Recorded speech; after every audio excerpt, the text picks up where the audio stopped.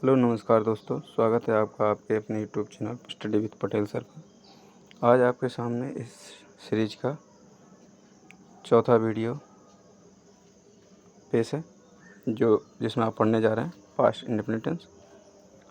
इस काल की जो पहचान होती है वो होती है ता है, ता था, ती थी, ते थे, या, ये इत्यादि शब्द वाक्य के अंत में आते हैं। आप देखेंगे हिंदी वाक्य के अंत में आपको मिलेगा, जैसे वह पढ़ता था, वह पढ़ती थी, वे पढ़ते थे, या वह आया, वह कल आया, वह कल दिल्ली से आया, इत्यादि। इस काल की जो सहायक क्रिया होती है वो डिड होती है। अफर्मेटिव सेंटेंस में डिड नहीं लगता है, इसी के कारण वर्ब की सेकंड फॉर्म लगाई जाती है, और जहाँ पर हम लोग डिड का प्रयोग करते हैं वहाँ पर वर्ब का फर्स्ट फॉर्म लगाया जाता है।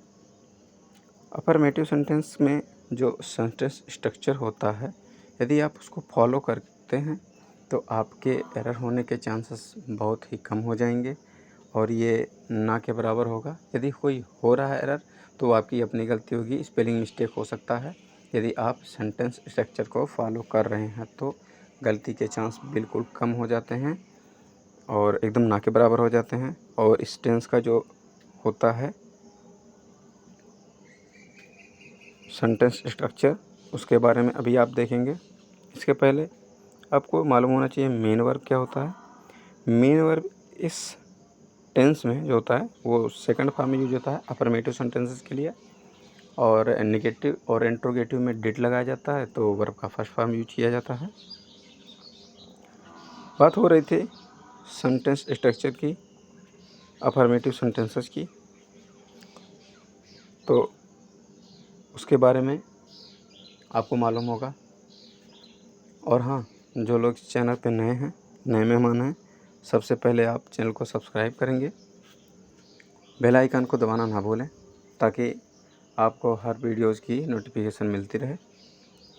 और यदि वीडियो अच्छा लगे तो दोस्तों के साथ शेयर करें, लाइक करें।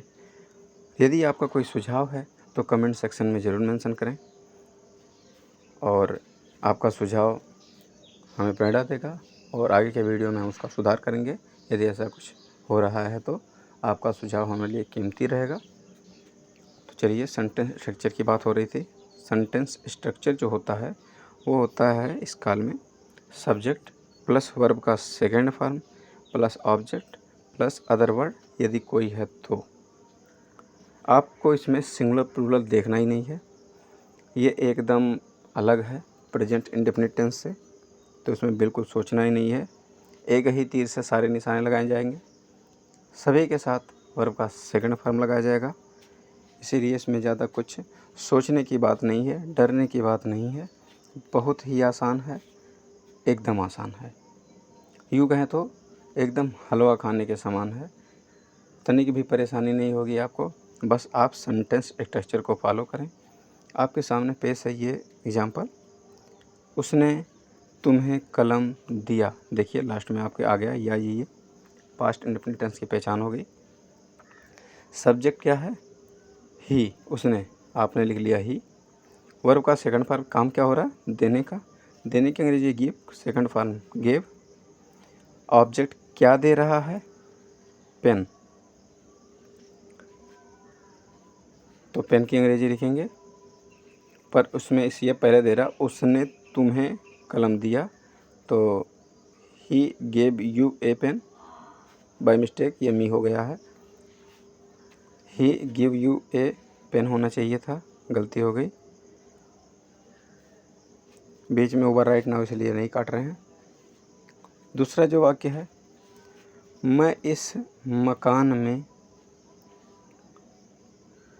रहता था। आ गया ता था, ती थी, ते थे, पहचान होगी पास्ट इंडेफिनिट टेंस की, जिसमें आप सब्जेक्ट लगाएंगे, वर्ब का सेकंड फॉर्म लगाएंगे, उसके बाद ऑब्जेक्ट लगाएंगे, अदर वर्ड कोई है तो वो लगाएंगे। तो इसका जो होगा वो होगा I lived in this house. और कुछ होता तो उसकी अंग्रेजी भी लिख ली जाती है ना, जैसे पिछले साल से लास्ट ईयर कर देते। और कुछ होता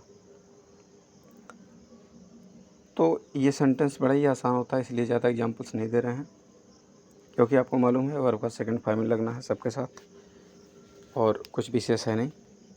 चलिए बात होती है नेगेटिव सेंटेंस की। नेगेटिव सेंटेंस के जो सेंटेंस स्ट्रक्चर होते हैं वो होते हैं subject plus did plus not plus verb का फर्स्ट फॉर्म। अब आपको यहाँ से फर्स्ट फॉर्म लेकर ही चलना है, अफर्मेटिव को छोड़कर, बाकी नेगेटिव और इंटरोगेटिव में फर्स्ट फॉर्म यूज होता है। First form plus object plus other word plus other word.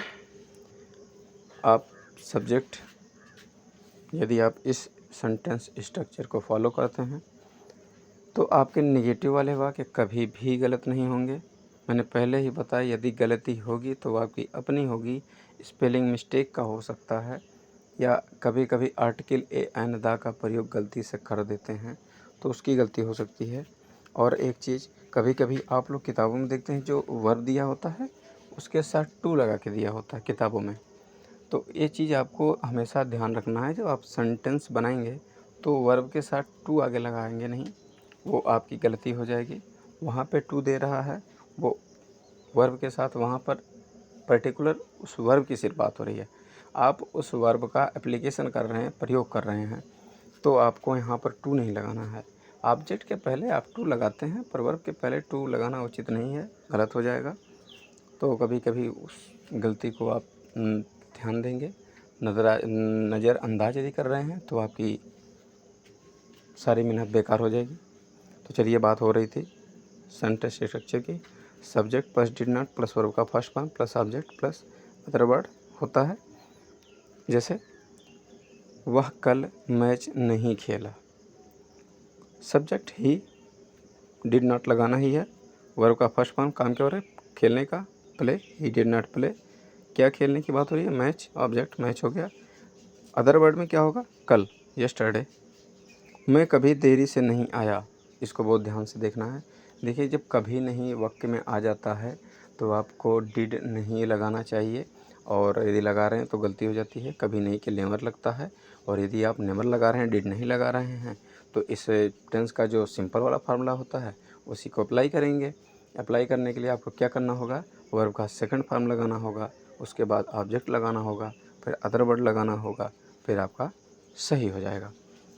मैं कभी देरी से नहीं आया, आई नेवर केम लेट। यहाँ पर देखिए, आपको पहले ही बता दिए कि नेवर आने के नाते वर्ब का सेकंड फॉर्म लगाया जाएगा। अब बात हो रही है इंट्रोगेटिव सेंटेंसेस की। इंट्रोगेटिव सेंटेंस बेसिकली दो प्रकार के होते हैं। पहला होता है यस और नो टाइप, दूसरा होता है WH टाइप। यस और नो टाइप, जैसे आपसे पूछा जाता है क्या उसने खाना खाया, तो आपका जवाब होगा या तो हाँ या तो ना। क्या उसने किताब पढ़ी, आपका जवाब होगा या तो हाँ या तो ना, यस और नो, यही आप करेंगे। तो ऐसे सेंटेंस की शुरुआत जो होती है वो हेल्पिंग वर्ब से होती है।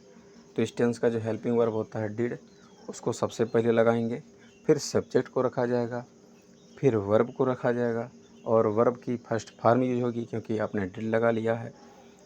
फर्स्ट फॉर्म यूज करने के बाद आप ऑब्जेक्ट यूज करेंगे, ऑब्जेक्ट के बाद आप अदर वर्ड यूज करेंगे। उसके बाद बात होती है WH टाइप की। WTH टाइप वाले स्ट्रक्चर में कुछ विशेष नहीं होता है, सिर्फ क्वेश्चन वर्ड सबसे पहले लिख लिया जाता है, बाकी का पहला ही फार्मूला यूज होता है। यानी कि question word plus did plus subject plus verb का first form plus object plus other word, पीछे क्वेश्चन मार्क का चिन्ह लगाना बहुत ही ज़रूरी है। यदि आप नहीं लगाते हैं तो वो आपकी सेंटेंस गलत हो सकती है। आपके जो भी कॉपी चेक करने वाले टीचर हैं वो गलत कर सकते हैं, आपकी सारी मेहनत बेकार हो जाएगी। इसलिए हमेशा ध्यान रखें, क्वेश्चन मार्क ज़रूर लगाना है। चलिए सेंटेंस पे चलते हैं। आपको दिख रहा है क्या वह स्कूल गया, क्या सबसे पहले आ गया, यस या नो टाइप है तो डिड लगाएंगे। सब्जेक्ट कौन है, कौन स्कूल जा रहा है, वह, ही। उसके बाद वर्ब का फर्स्ट फॉर्म, जाने का काम हो रहा है, गो। कहाँ जा रहा है, स्कूल, ऑब्जेक्ट क्या है, स्कूल, टू स्कूल।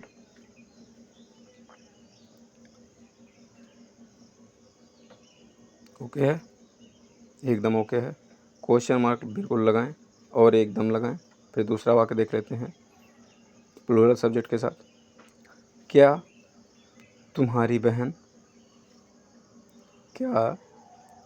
बहन ने कल गीत या गाना गाया?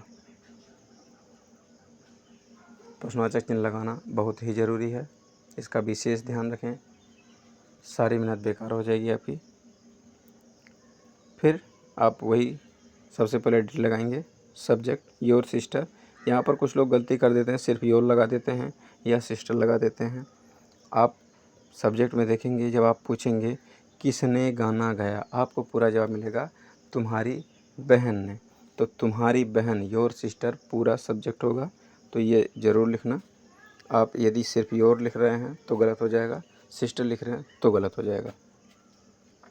तो लिखेंगे योर सिस्टर पूरा, और इसका जो ट्रांसलेट होगा वो होगा did your sister sing a song yesterday.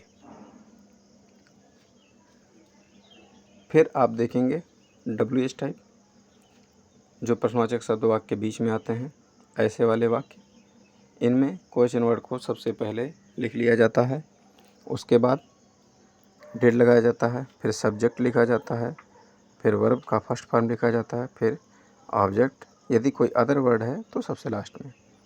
आपके सामने दिख रहा है तुम्हारा भाई कल कहाँ गया। सबसे पहले सेंटेंस स्ट्रक्चर में दिया गया है क्वेश्चन वर्ड, कहाँ की अंग्रेजी आप लिखेंगे वेयर, फिर लिखेंगे आप डिड। यहाँ भी आपका जो सब्जेक्ट होगा योर ब्रदर होगा, वर्ब होगा गो, जाने का काम हो रहा है, गया। ऑब्जेक्ट कुछ है नहीं, कहाँ गया वही तो पता नहीं है, तो ऑब्जेक्ट नहीं होगा, अदर वर्ड सीधे यस्टरडे लिखेंगे जो पास्ट टेंस का होता है। टुमारो आप फ्यूचर टेंस में प्रयोग करेंगे, इन सब का भी विशेष ध्यान रखें। कल की अंग्रेजी फ्यूचर में क्या होती है, कब की अंग्रेजी पास्ट में क्या होती है, कल की अंग्रेजी, और परसों की अंग्रेजी पास्ट में क्या होती है, परसों की अंग्रेजी फ्यूचर में क्या होती है, इसको भी आपको विशेष ध्यान रखना है। बड़े माइन्यूट से अंतर होते हैं, पर ये माइन्यूट से अंतर आपको बहुत बड़े अंतर में दिखेंगे जब आपकी कॉपी चेक होगी, तो इन सबको बहुत विशेष ध्यान दें। चलिए वापस आते हैं अपने टॉपिक पे। राम कब लौट कर आया, यहाँ पे बात हो रही है राम की। When did Ram return, come back भी हो